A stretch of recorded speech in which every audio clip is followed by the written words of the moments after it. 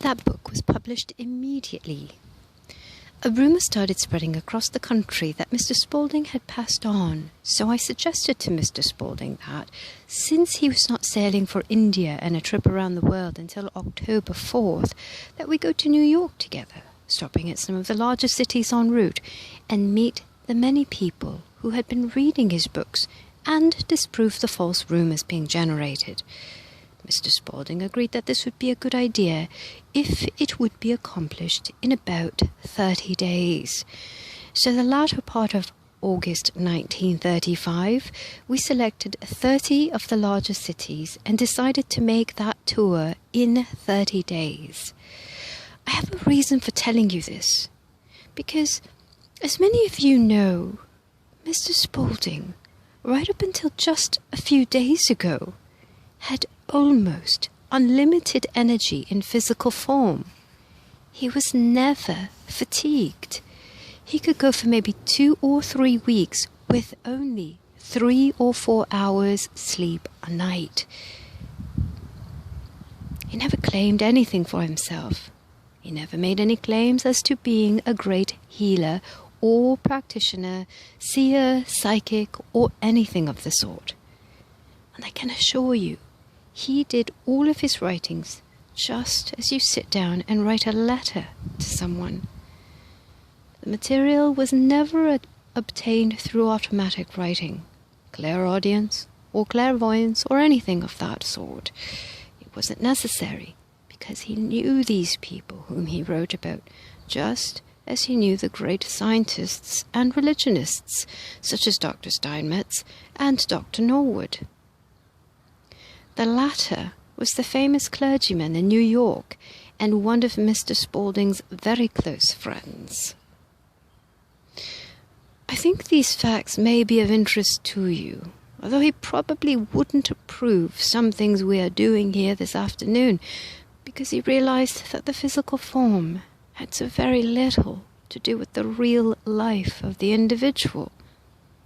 As you will recall, he said, quote, "The Christ is in each one of you."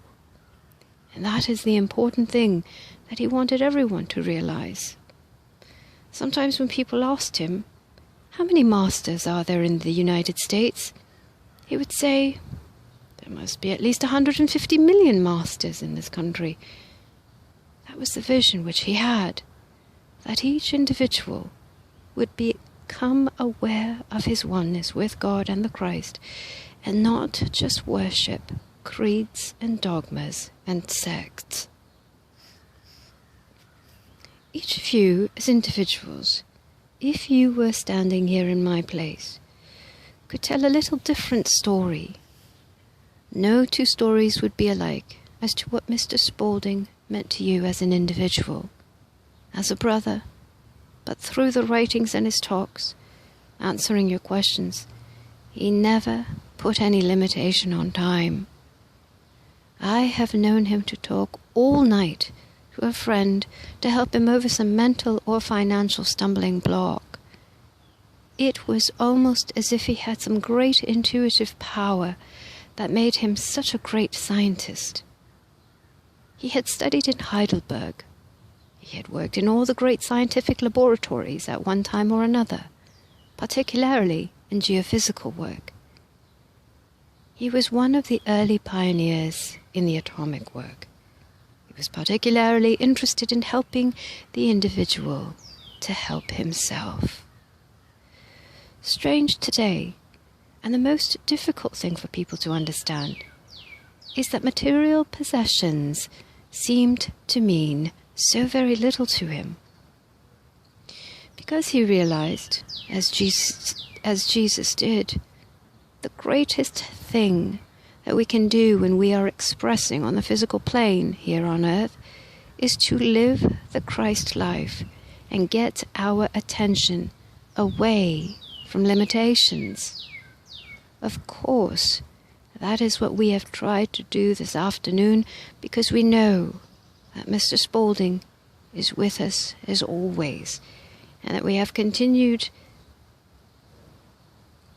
and that we have the continued opportunity of living the life as he did, and in the way he tried to show us.